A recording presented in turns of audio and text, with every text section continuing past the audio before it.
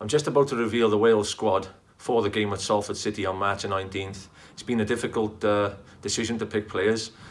The standard of the Welsh Premier seems to be increasing every year, and obviously it's hard to get in the Wales squad, but I've picked the squad, hopefully, to win the game against England. It means that much to us.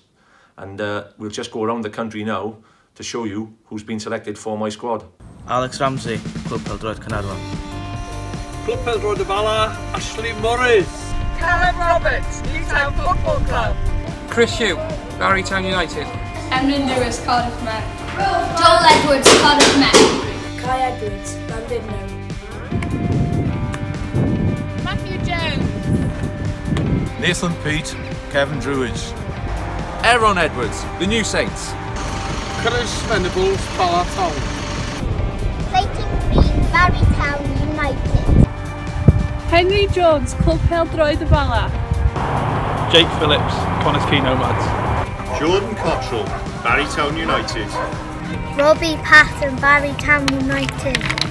Adam Roscoe, Cardiff Met. Danny Brookwell, Club Pêl-droed Caernarfon. Elliot Evans. Kane McCracken, Barrytown United. Liam Thomas, Command Town.